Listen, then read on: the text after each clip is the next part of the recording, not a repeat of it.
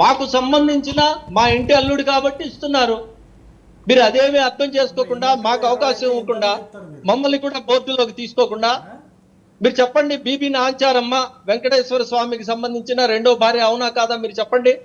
మాకు పూర్తిగా హక్కు ఉంది, మాకు కూడా ఇవ్వాలి. అలాగే భద్రాచలం మీద కూడా మాకు హక్కు ఉంది, మాకు కూడా ఉంది. భద్రాచల రాముడు లక్ష్మణుడు ఇద్దరు వెళ్ళి తానీషా కనబడ్డారు. అందుకనే తానీషా గారు ముత్యాల తలంబ్రాలు పంపిస్తున్నాడు. రామ అలైహిస్సలాం, లక్ష్మణ అలైహిస్సలాం, రాముడికి సంబంధించి మిలాదున్ రామ అలైహిస్సలాం అని చెప్పేసి మేము చేస్తాము. వీళ్ళకి ఎవడండి రాముడు? వీళ్ళకి ఎలా అవుతాడండి? రాముడికి సంబంధించిన వీళ్ళు ఎప్పుడైనా ఏదైనా ఫాలో అవుతున్నారా?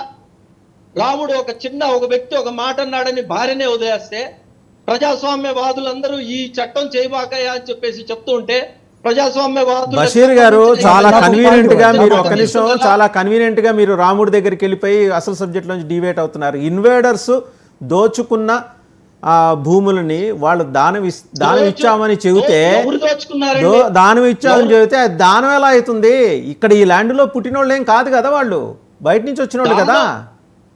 వాళ్ళు ఎక్కడి నుంచి పుట్టారనే విషయాన్ని పక్కన పెట్టుకుంటే ఎందుకు పక్కన పెట్టాలి?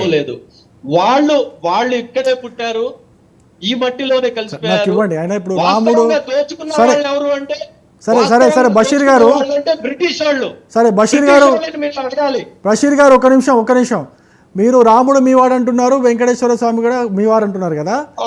ప్రతి గ్రామంలో వినండి, ప్రతి గ్రామంలో ఉన్నటువంటి దర్గా దగ్గర పీర్ల దగ్గర మా హిందువులు వచ్చి కూడా పూజ చేస్తారు.